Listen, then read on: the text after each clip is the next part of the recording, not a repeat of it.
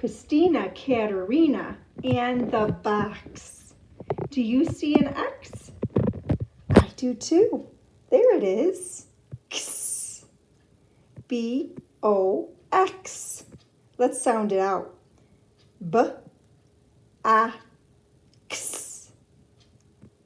B-A-X. B-A-X. Box. Right, that's an X word. Christina Katerina and the box. Christina Katerina liked things. Tin cups and old dresses, worn out ties and empty boxes. Any of those things, but mostly boxes. Hat boxes, bakery boxes with see-through lids, shoe boxes. Best of all, she liked big boxes. So she was happy indeed one sleepy summer day when even her sometimes friend, Fats Watson, was out of town to see a truck deliver a great tall box. It came on a refrigerator. "Oh, how grand and new," Christina's mother said, looking at the refrigerator. "Oh, it is. It really is," said Christina, looking at the box. And she quickly claimed the box for her own and dragged it under the apple tree. To Mother, who was very neat and tidy, it seemed that boxes were for basements or trash barrels, not for front yards under the apple tree. But she decided it couldn't hurt. It couldn't possibly hurt for one day or two to have the big box in the front yard there under the apple tree. That afternoon, Christina's father cut a window and a door in the box, and Christina painted on turrets, a drawbridge, and bolts for the door, and the box became a castle. Inside, she put sticks on the window for iron bars, and she brought in all her cups and saucers and a lot of fig Newtons in case there was a battle and she couldn't get out. Do you think Christina has a good imagination?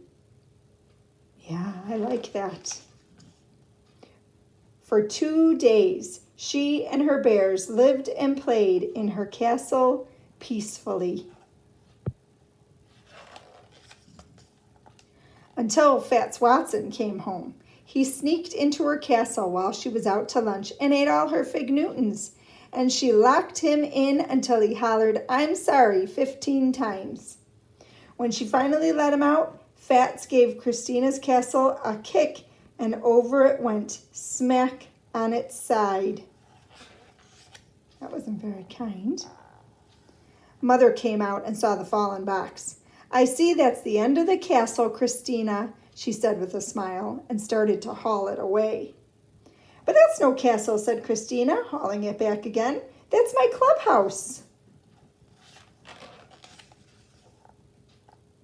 And it was. For 3 long days, right there under the apple tree, Christina changed the window into a door, and the door into a window.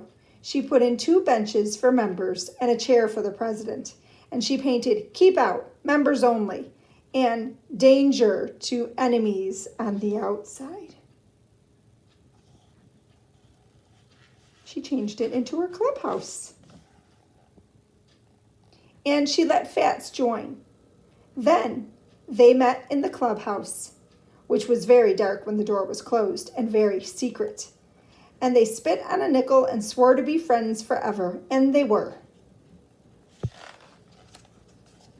Until one day, when Fats got angry at always being vice president, he climbed on the clubhouse roof and promised to sit there until Christina made him president.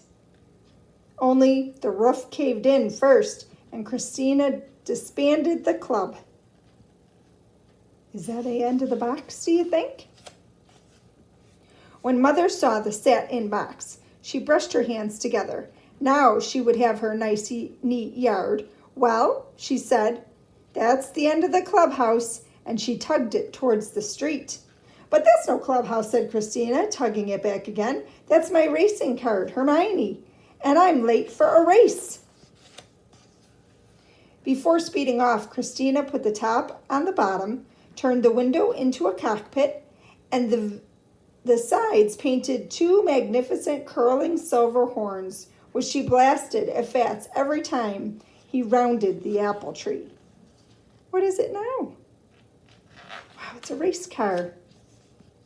For 2 days, she raced around the yard and won every time. She's using her imagination again. Until Fats said he'd take a look at the motor, that it didn't sound quite right.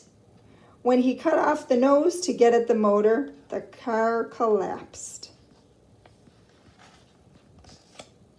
Christina's mother was relieved. Well, that is the end of the racing car, she said, and she pulled the cardboard towards the trash barrel. But that's no racing car, said Christina, pulling it back again.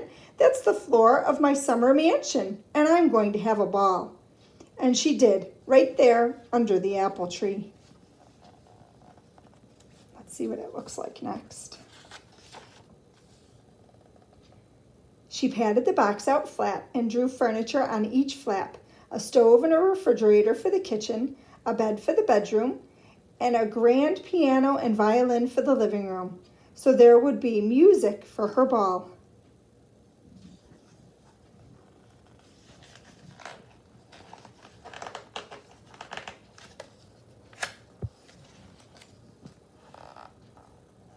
Then she and her bears and Fats dressed up in gowns and high heels, bow ties and top hats, and they invited kings and queens and some presidents and 1 vice president to come.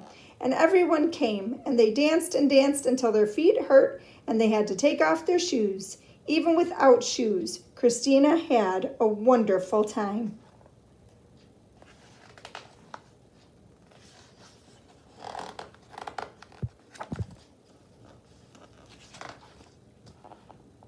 Until Fats decided the floor needed scrubbing.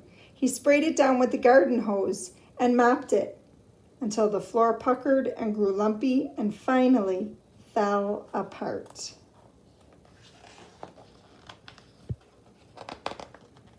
My pages are sticking together here today. When Mother came out a little later and looked at the front yard, she shook her head and said, well, and then, this is the end of your grand floor? What floor? Asked Christina, who was running by. Oh, you mean that old ragged box? Let's throw it away. Mother breathed a sigh, and at last she could have her nice, neat yard. But quick, Christina said. Fat's mother got a new washer and dryer today, and he's bringing 2 ships down now. I said my mother wouldn't mind a bit if we sailed them here in our front yard, right under the apple tree. Oh no, 2 more boxes. What are they making these into? Ships. So fun. Christina and her box. What could you make a box into? Do you have a good imagination like Christina Katerina?